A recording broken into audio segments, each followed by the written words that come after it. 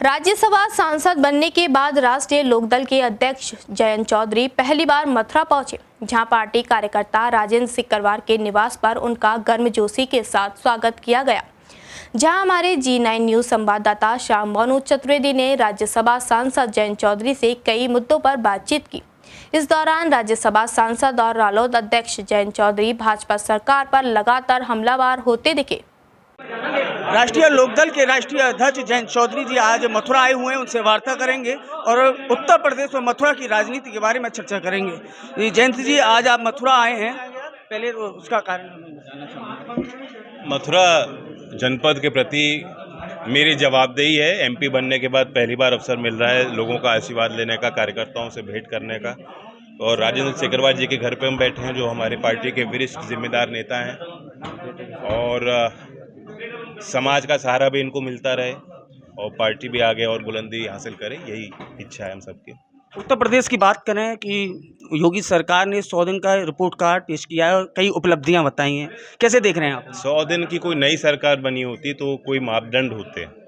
5 साल तो इन्होंने भी बिताए हैं, 5 साल जनता ने देखे हैं, और पहले 100 दिन में इन्होंने जितना जोर तोड़ने में जो विश्वास रखा है, जिस तरह से बुलडोज़र का प्रयोग हुआ, बड़ी चर्चाओं में वो चीज़ें आई, सुप्रीम कोर्ट तक मामले पहुँचे हैं। अभी भी जो भी सरकार के खिलाफ कोई अगर ट्वीट भी करता है तो उसे घेरने में सरकार जुट जाती है, उसे रोकने में जुट जाती है। ये नहीं कि क्या वो बात के पीछे कोई तर्क है कि नहीं। जैसे कि आपको पता है, लखीमपुर कोर्ट ने अब जुबैर को जेल भेज दिया, रिमांड पे भेज दिया है।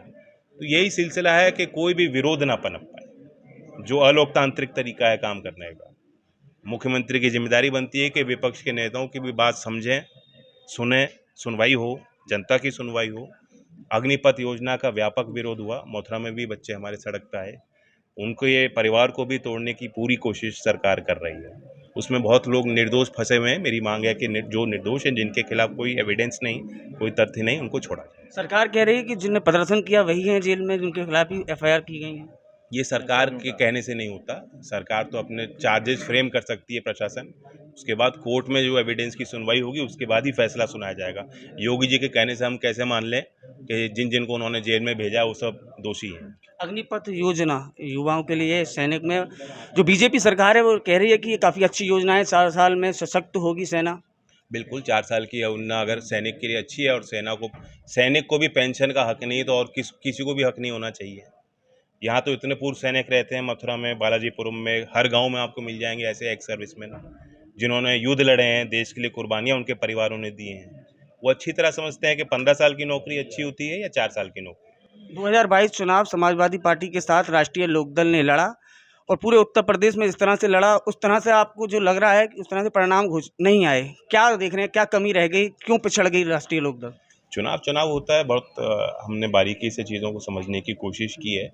कहीं हमारी कमियां रहीं कि जिस नेतृत्व को साथ लेकर हम चल रहे थे और जो हमारी कोशिश थी कि वो नीचे तक हम संदेश दें, और जिन मुद्दों को लेकर हम चल रहे थे उसमें हमें सफलता नहीं मिल पाई।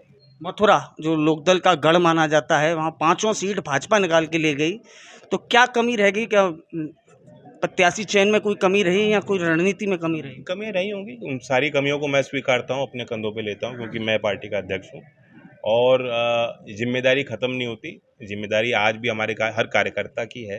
हमने अपने संगठन को भंग किया है और आने वाले समय में नए सिरे से हम लोगों को संगठित करेंगे, प्रयास करेंगे कि नीचे गांव तक हमारा जो वर्कर है उसको हम प्रशिक्षित करें, वो खड़ा रहे, बूथ को संभाले। 2024 चुनाव में क्या रणनीति रहने वाली है? किस तरह से योगी और मोदी की जो जोड़ी है उससे उस तिलिस्म को कैसे तोड़ा जाएगा? अभी तो हमारी जिम्मेदारी है कि हम मुद्दों को उठाएं, किसानों के मुद्दों को लेकर हम लोग चिंतित हैं।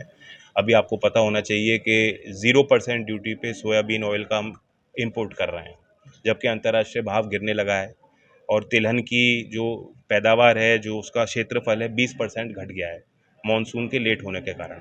तो ऐसी स्थिति में अगर किसान को उचित मूल्य नहीं मिलेगा तो क्यों फसल को लगाएगा, क्यों वो मेहनत करेगा? तो इसलिए मेरी मांग आपके माध्यम से है कि सोयाबीन के इंपोर्ट पे भी सरकार ड्यूटी लगाए। आप मथुरा से सांसद भी रहे हैं और मथुरा की माठ सीट से विधायक भी रहे हैं, अब आप वर्तमान में राज्यसभा सांसद हैं, तो मथुरा के विकास में किस तरह से देख रहे हैं, कैसे आवाज़ उठाएंगे मथुरा में? आपको क्या लगता है किन मुद्दों को उठाना चाहिए? मुद्दे तो उठाएंगे। सबसे पहले तो मेरी प्राथमिकता है कि पहले ही सत्र में मैं संसदीय कार्रवाई में एक निजी कानून का प्रस्ताव रखने वाला हूँ, वो ये है कि इक्वल अपॉर्चुनिटी कमीशन का गठन हो, यानी बराबरी आयोग का गठन हो। जिस तरह से निजी क्षेत्र में अब नौकरियां मिलती हैं, लेकिन गांव के बच्चों को नौकरी नहीं मिलती। आप मैनेजमेंट में किसी बड़ी कंपनी में देखेंगे कितनी कम महिलाएं हैं, महिलाएं हैं ही नहीं। जो अनुसूचित जाति और पिछड़े वर्ग के जो लोग हैं, उनको नौकरियां नहीं मिल पा रही। और गांव के तो बच्चे मैंने देखा है कि इंग्लिश के कारण उनको निचले स्तर पे तो नौकरी मिल जाती है, सिक्योरिटी गार्ड बन जाएगा, उसके ऊपर नहीं बन पाएगा।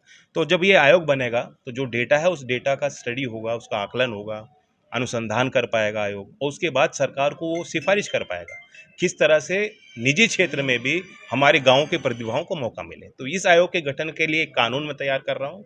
बाकी अपने निधि का 100% पैसा मैं खेल की सुविधाओं में, आधार संरचना खड़ा करने में, इंफ्रास्ट्रक्चर देने में गाँव में दूँ। तो बहुत बहुत धन्यवाद आपके लिए, आप हमारे साथ जुड़े। तो हमारे साथ मौजूद थे राष्ट्रीय लोकदल के राष्ट्रीय सचिव जयंत चौधरी जी, जिन्होंने सीधे तौर पर भाजपा सरकार को घेरा और भाजपा की नीतियों के विरुद्ध अपनी आवाज़ बुलंद करने की बात कही। तो अभी के लिए बस इतना ही। अपने सहयोगी विवेक के साथ में श्याम मोनू चतुर्वेदी, G9 न्यूज़ के।